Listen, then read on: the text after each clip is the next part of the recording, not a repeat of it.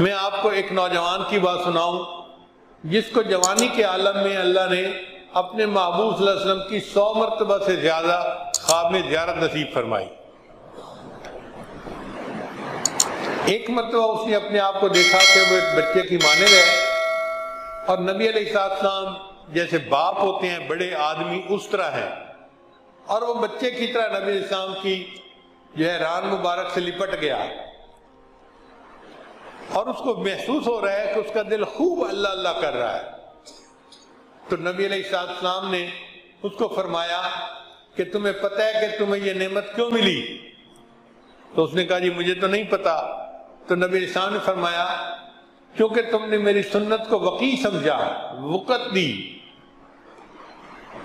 مقام دیا، اس سنت کو وقی سمجھنے کی وجہ سے اللہ نے تمہیں یہ نسبت کی دولت عطا فرمائی ہے۔ چنانچہ اس نوجوان کو نبی علیہ السلام کی ایک ایک سنت کی تلاش رہتی تھی، ذہین بھی تھا، مگر محبت بندے کی ذہانت کو اور بڑھا دیتی ہے۔ چنانچہ اگر کوئی بندہ بیان کرتا اور اپنے بیان میں وہ کوئی حدیث پڑھتا تو ایک دفعہ سن کے اس نوجوان کو حدیث یاد ہو جاتی تھی، ایک دفعہ سننے سے صرف۔ اس نے سینکڑوں حدیث صرف اس طرح یاد کی کہ کسی محدث نے، کسی مقرر نے حدیث پڑھی، اس کو زبانی یاد ہو گئی۔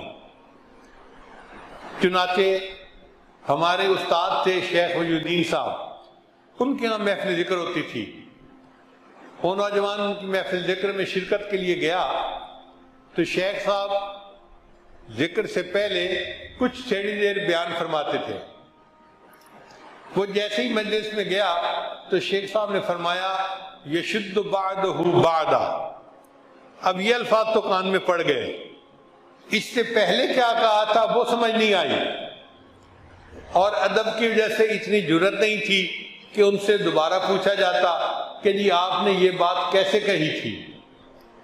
اب وہ نوجوان یہی سوچتا ہوا آیا کہ یہ حدیث مبارکہ ہے تو اس سے پہلے والے الفاظ کیسے ہیں۔ اسی خیال میں وہ آ کے اپنی یونیورسٹی کے کمرے میں سو گیا تو خواب میں نبی علیہ السلام کی زیارت نصیب ہوئی، اور نبی علیہ السلام نے یہ الفاظ فرمائے بیٹے میں نے یہ کہا تھا المؤمن للمؤمن کالبنیان یشد بعدہ بعدا۔ یہ 3 الفاظ اس نوجوان نے خواب میں نبی علیہ السلام کی زبان فیض ترجمان سے سن کر یاد کیے، بعد میں پھر اس کو کتاب میں پڑھا۔ صبح ہوئی تو مدرسے کے مفتی صاحب کے پاس گیا اور کہا کہ مجھے یہ خواب آیا ہے اور یہ الفاظ مجھے ایک بزرگ کی زبان سے سنے تھے اور یہ الفاظ مجھے خواب میں بتائے گئے ہیں۔ وہ کتاب نکال کر لائے اور انہوں نے حدیث پاک کہی کہ یہ حدیث پاک ایسی ہے المؤمن للمؤمن کالبنیان یشد بعدہ بعدا۔ پھر اس کے بعد فرمانے لگے کہ تجھے خواب میں نبی علیہ السلام نے جو بیٹا کہا ہے تمہیں پتہ ہے اس کا کیا مطلب ہے؟ اس نے کہا جی مجھے تو پتہ نہیں۔ کہنے لگے کہ اس کا مطلب یہ کہ تمہاری زندگی میں تقوی موجود ہے، کیونکہ نبی علیہ السلام فرماتے ہیں کہ میں ہر متقی کا باپ ہوں۔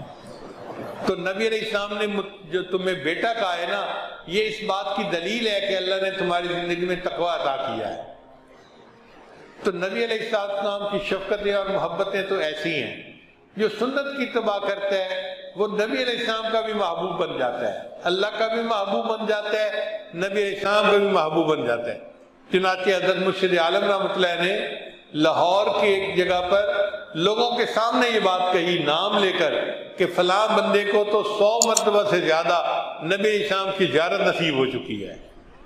شیخ کی تصدیق ہو جانا زندگی میں یہ اللہ کی بہت بڑی نعمت ہوتی ہے، مگر اس کے پیچھے اصل وجہ کیا تھی کہ ہر عمل چھوٹا یا بڑا اس کو سنت کے مطابق کرنا تھا، ہر وقت سنت کی تلاش رہتی تھی۔